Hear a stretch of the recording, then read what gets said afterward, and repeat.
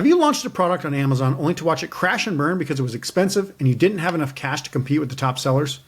Or have you struggled to find products that you can even afford to launch in the first place because you actually have a realistic budget of like $10,000 or less for your products? Well, if that's the case, then I want you to watch this training video because I know that there are several Amazon experts that would tell you that you have to launch products that have a sales price of $30 or higher in order to make a reasonable profit on Amazon. They say this because they think they're actually trying to help you. The common idea is that ads take up too much of your profit margin if you sell lower priced products. However, these experts are doing you a massive disservice by not showing you what selling low priced products actually looks like and how the math works out. Here's a secret that I didn't even realize myself until recently. I have never sold a $30 product or more on Amazon. Now, I've reached over $12 million in sales with my brands and brands I work directly on since 2013, and not one single product ever sold for $30 or more on Amazon. So when I say there are profitable products to be found and generate income on Amazon for less than $30, I definitely have a ton of experience with these products. Of course, some of my clients do sell products over $30, and you can do it. However, it takes a bigger initial investment than you might think, and that's what I want to reveal for you today. Make sure to watch this video all the way through because I'm going to show you some very valuable spreadsheets that you're going to be able to get your hands on after this video is over. So make sure to watch until the end. Also, be sure to follow this channel with a subscribe, like the video, and comment any questions you have if you're interested in learning more about tips and strategies for Amazon FBA. So if I take a look at just two products here, now these are both an example of real products that I've actually seen, and I'm going to use real data, but I want you to see something and just understand that these are kind of typical, but not necessarily, the only ways that this can go. So in product one, you have a selling price of $9.99, and product two, you have a selling price of $34.99. Immediately, you're going to think, product two, you're going to probably make more money. Well, the Amazon commission, which is 15% for most categories, is going to take $1.50 away from the $10. So it seems like a lot, obviously, because it's a $10 product. And then $5.25 off of the $34.99 product. Doesn't seem as much because, it's got a higher price.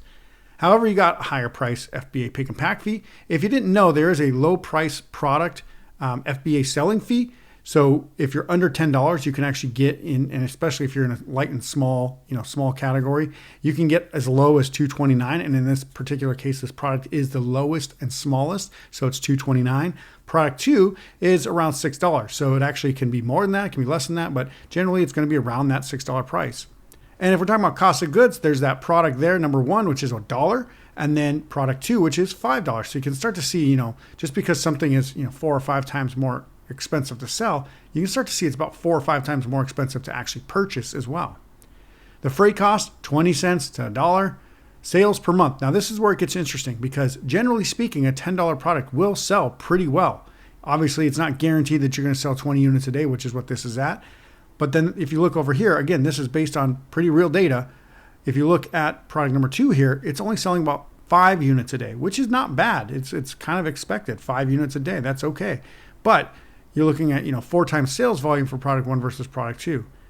And then the advertising cost per unit, if you just take an 18% tacos and say that's what you're going to, take away from each product, you're looking at $1.80 for product one and $6.30 for product two. So that's an average advertising cost per unit.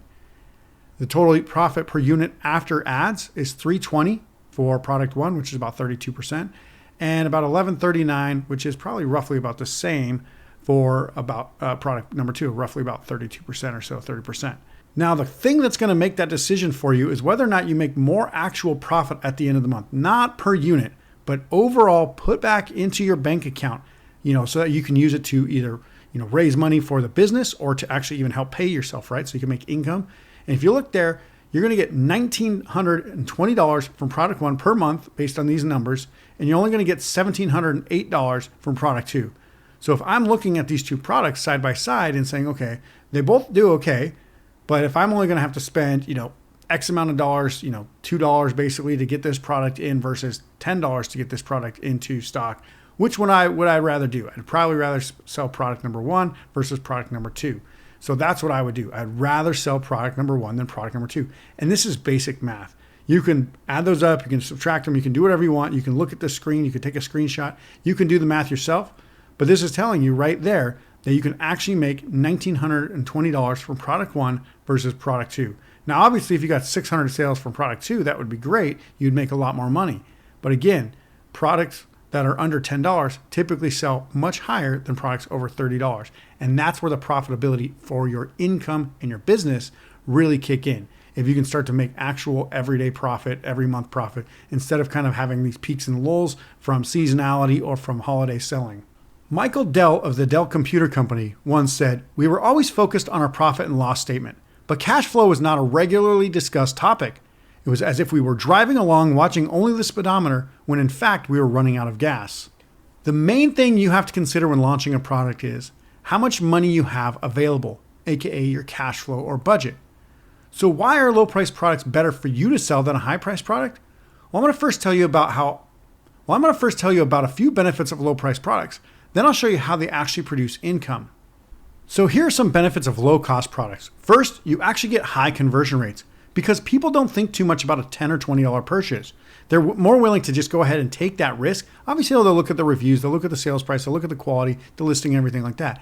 But they're going to take a little bit more risk for a product that doesn't cost very much because it's not much out of their pocket, right? Also, these products tend to get low return rates because people tend not to care to return a $10 or $20 product. It's not worth their time. They also have a high sales ceiling or volume because more people buy everyday good quality products on Amazon than high-end or more expensive purchases that require more information or even possibly touching the product. It's very easy to get good reviews on low price products because if you have a good quality product that does what it says it will do and you sell at a price under $20, then people will give you way higher star ratings and better reviews because they're not thinking this is too high of a price for the product. And also, most trained sellers don't know how to find these products because almost every training program says to avoid them because they're trying to focus on profit per unit instead of cash flow or income. And remember, profit per unit doesn't matter if you get very low sales volume. You only generate a decent income for yourself if you get a decent amount of sales every month. So why do most sellers look for high profit products? Well, because they're looking for a home run every time. But do you know any baseball players that hit a home run every time? I want to talk to you about Moneyball. If you aren't familiar with the movie or the book or even the real scenario, let me break it down in a nutshell. The general manager of the Oakland Athletics baseball team had a problem. He was the head of a small market team trying to win against teams with way more money. And instead of trying to hit home runs, steal bases, and focus on individual players, he used metrics called sabermetrics to find players who could get on base, which leads to more runs being scored, and more runs on the board led to more wins. He stopped focusing on individual players and focused on the team as a whole and how they could get more runs for their money. Now, the Oakland A's never won the World Series, but this concept was adopted by the Boston Red Sox a few years later, and they won the World Series for the first time since trading Babe Ruth. So how does this relate to your Amazon products? Well, simply put, don't try to hit home runs with products. Instead, get money in the bank, aka runs on the board. The best way to make an income on Amazon is to have less costly products using less of your cash and getting quick sales. Now let's do some quick math again because everyone has to have a budget that is set for their business and for each product. The budget I think that is reasonable for most sellers is between $5,000 to $15,000 per product. So let's say $10,000 is an average budget over the first 3 to 6 months. If you have $10,000 and need 1,000 or more units for 4 to 5 months of inventory, then here's what those costs look like. You can see, again, same two products, right?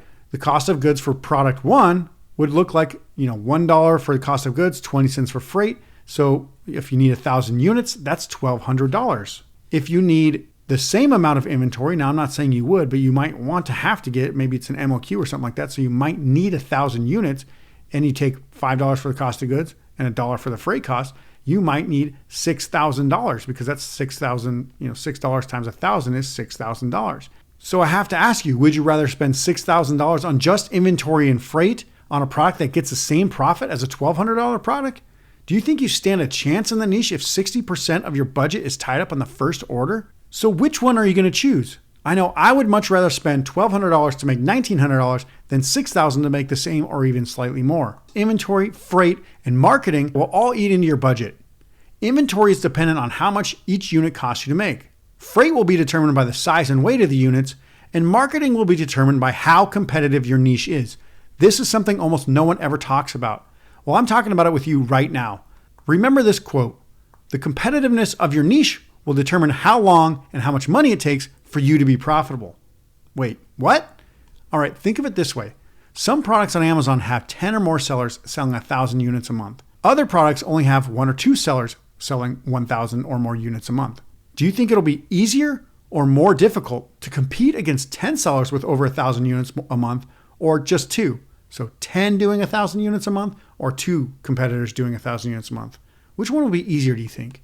Well, if you're not sure what easier means in this case, I'm going to ask you straight up. Do you think it will be cheaper or more expensive to compete with those 10 or those 2? The more sellers with high volume will mean your niche is more competitive, aka more expensive. Nobody else talks about the cost of competition, and they certainly don't help you determine if you have a big enough budget for a specific niche. But that's what I wanted to show you today. The first thing we need to do is find products that you can afford. So how do you find products that will sell well and fit in your budget? First, you can look at customers who bought this also bought that. On almost every product listing on Amazon, if you scroll down somewhere in the page, it's going to say customers who bought this also bought that. If you don't see that, you might see another one that says related products. So these are products related to the product that you're looking at. These are great ways to find products. And what you actually do is you go in there and you don't look for the same thing. So if like you're looking at a hammock, you don't look for the other hammocks. You might look for hammock accessories or things that are related to being in a hammock or things that are just related to being outside. Look for those other products that might not be so expensive. A hammock might cost you $10 to make or $6 or whatever it is to ship in and manufacture. Whereas, hammock straps might only cost $2 and you could sell those much faster.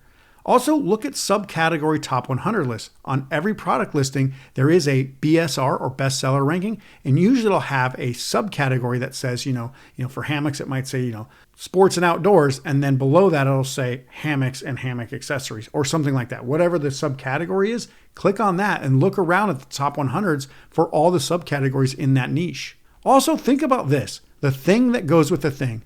I know this is a weird thing to actually say out loud, but this is something I've always told people and it's just kind of stuck and resonated. So what is the thing that goes with the thing? Simply put, these are accessories. So if you think about things that you're thinking to sell, you might think, well, is there something that goes with that might be actually cheaper to sell? Or is there something else related to that product that is cheaper to sell?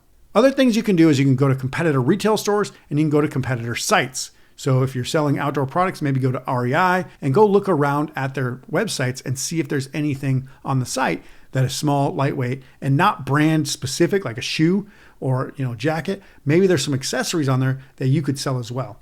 So I'm going to show you kind of just a quick product finding exercise. So if you're thinking about doing a hammock, for example, I just use this one a lot because I've been looking at hammocks recently. I'm not trying to sell them. It's just a summer seasonal product that's kind of coming to the end because it's now the end of summer. But if I just go look at some of the best sellers here, and there's going to be some really, high selling products here. Usually the best seller is this Wise Owl one. So I would actually go to this product and I would say, okay, I'm going to look for other products related to hammocks. So I'm going to click on that product. I'm going to scroll down here and I'm going to start looking around. So you can see frequently bought together. So it's got a hammock rain fly, or basically a tarp that goes over your hammock. And that's also got a bug net. Right there, there's 2 ideas that I didn't think about when I was thinking to sell a hammock. But I bet you these ones, they probably aren't as high priced as a hammock, even though it shows that they are. You probably could get them if they didn't have all these accessories, just the tarp or something, maybe for a lot less, so you could look into those. Now you can also look, and if you scroll down here, there's going to be probably a few different things here. So similar brands you might like, but at the very bottom, it's probably going to say related products or customers who bought this.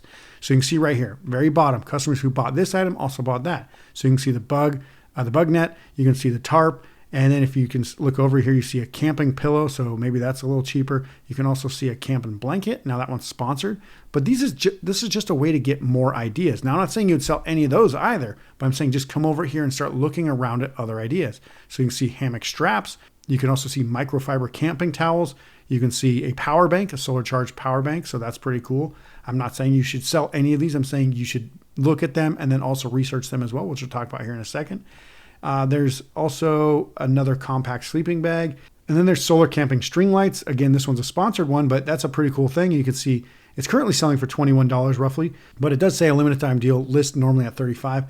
I'm not sure if that's an accurate, list price, or if they've reduced it a little bit, or if that's really what they sell at, but that's another product to keep in mind. You can also go through here. You can see more hammock straps. This one is a hammock sleeve, which is a pretty interesting product. Again, the thing that goes with the thing. I've never heard of a hammock sleeve until right now. You can also see a portable lantern. So it clips on and hangs from trees, and it looks like it can be set down and kind of rearranged. So that's a pretty cool one. Another string lights. You can see, backpacking and camping. Looks like some sort of cooking utensil. I'm not sure exactly what that is.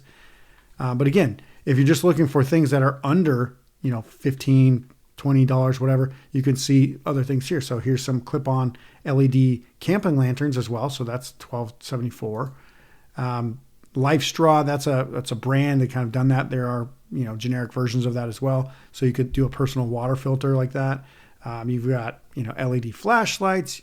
This one is a sleeping pad. Now that's obviously going to be very, kind of big and bulky. So I'm not saying you would sell that necessarily. You got fire starter blocks, fire color changing packets.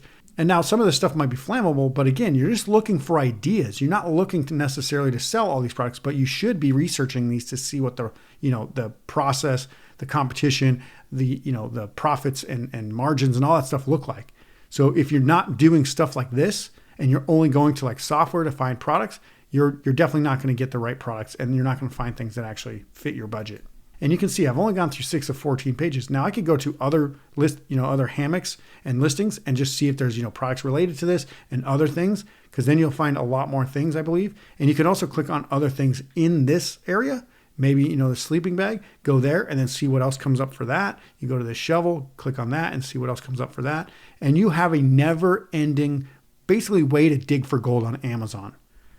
Now, a couple other ways you can do that again is you can go to the top, subcategories or whatever. So let's go up here and I'll show you what I mean by that. So under item details, it'll say bestsellers rank 658 in sports and outdoors. And it's got hammocks and camping hammocks. So if you actually click on hammocks, you can see what some of the other, subcategories are. So you can see hammocks, hammock stands, hammock chairs, hammock stands and accessories. So you can click on that, just accessories. So it's under patio furniture and accessories. You can also just go to patio furniture and accessories. You can look at all these other ones if this is something that you're looking for. You can look at all these, different subcategories to find things that you might, want to sell. So for example, if I go back in there and I look at accessories and see what's there, well, look at that. Hanging straps, hammock straps. You've got just little green swing hangers. And these things are selling for a lot, even though it doesn't seem like they should be, because that's pretty expensive for just those. But yeah, you could go through all these subcategories and find all these really good ideas. Now, the next thing you will have to do is actually analyze these products. And that's where the Launchalyzer comes in. And the Launchalyzer is actually a spreadsheet that I've developed over years to kind of help you understand how much it costs to launch these products.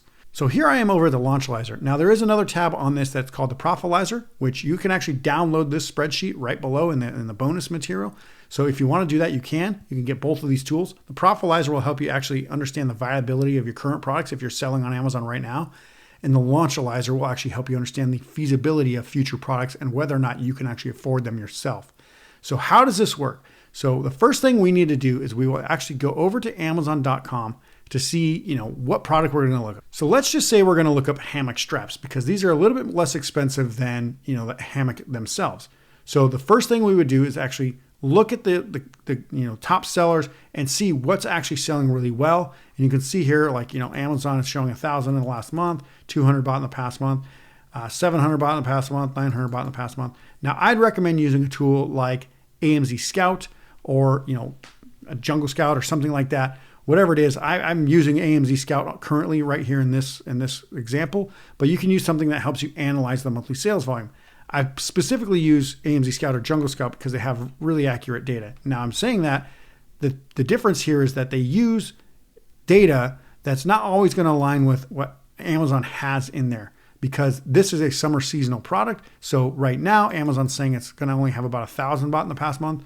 But based on the BSR of the category, it looks like, AMZscout showing 3,000, because essentially it's kind of on a, downward swing, but it's got the same BSR. So that BSR's, the sales volume is actually taken as an average over the whole year, not at any specific time. So yes, during slow months, the volume might be a little bit skewed and, a little higher on AMZscout. but that kind of helps you prepare for the big sales volume months anyway, so the seasonal days and all that stuff. So you're fine to use either one. If you don't have a subscription, you can always just use these as an estimate right now and just kind of get guesses in there. But I would still suggest to get a tool like AMZscout or Jungle Scout, because it will give you fairly accurate data and it'll help you analyze these products. So what I want to do is I want to go ahead and click the Pro AI niche analyzer right here. So I'm going to click on that, and it's the Chrome browser extension, and it's going to pop up with this big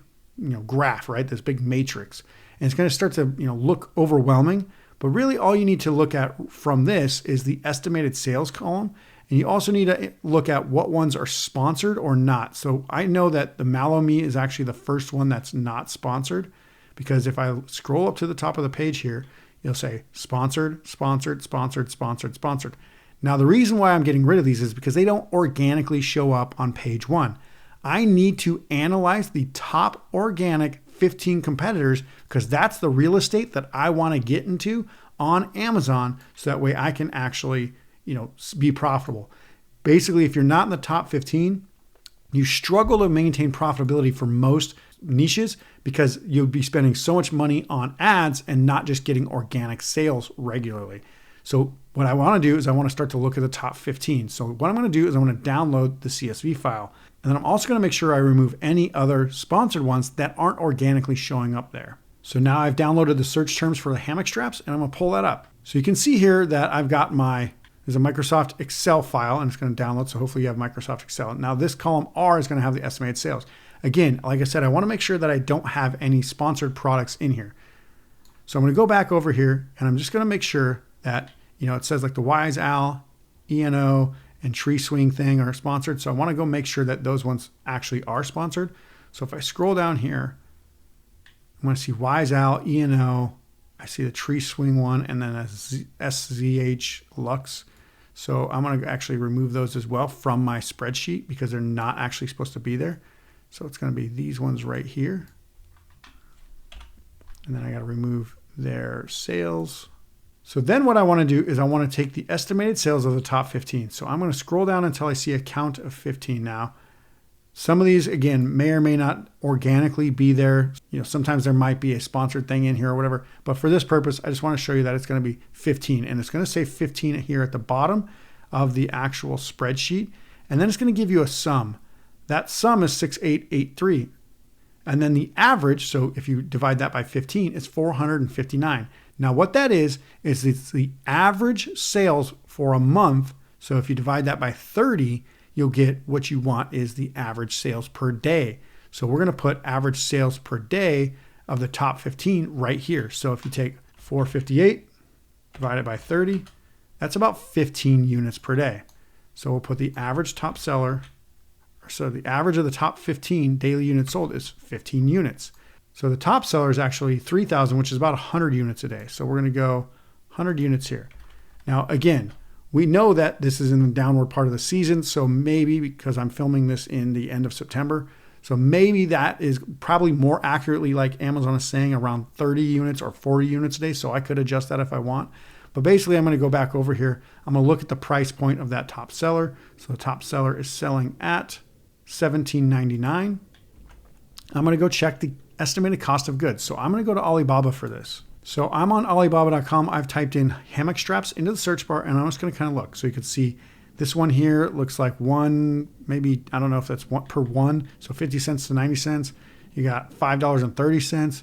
You've got 30 to 50 cents, $2.25. It's kind of an up and down amount. So $1.50 to $2.50. 120 to 290. These are kind of more maybe what I'm thinking would be a typical price, $1 to $3, somewhere in there. You can see another one for $1.30, $2.89. So if I just say, maybe $2 somewhere in there would be a decent, maybe $2.25 would be a decent estimation for that. It could be $3, but I'm just going to put $2.25 in there. Estimated freight cost, it's actually not going to be that high. It's not going to be like $2 or anything like that. But what we can do is we can actually go look up the FBA fee cost first, and that'll give us an idea of kind of how heavy this thing is. So if we go to the FBA fee calculator and just type that into Google, and we can actually click the top link there, what we'll do is we'll just continue as guests. We'll take the top seller's ASIN. So we'll click on their product and you'll see this little number, string of characters up here, B01, whatever that is. We'll take that, we'll pop it into the search bar here, hit search, and you can see it doesn't actually show the product. I have no idea why. That's never happened in the history of me using this tool, but I'm actually going to go ahead and look at another, secondary seller or something like that to see if there's another one out there. So that way I can kind of see, what the fees might be. So let's open this one here and just look at, so this one looks pretty close to the same. So let's go look at this ASIN, search that. And there you go. So this is the product we're looking for. So the fees, just the pick and pack fees is all I'm looking for. I'm not looking for the 15% and all that stuff because our sheet will actually calculate that all. So $338 are the pick and pack fees. Now, based on that, I can make some assumptions. I can make an assumption that this is pretty light and pretty small. So I don't think if I ship this by sea, I don't think I'll even pay $1. I think I'll probably pay more like 35 to 50 cents. So if I put in even 50 cents, that's going to give me a pretty accurate, data sense of data right there. So you can see now that it's already, calculated the 15% commission. It's already calculated your profit per unit if you sell at $17.99 or if, that's what the seller currently is selling at. 50.93% is the profit margin.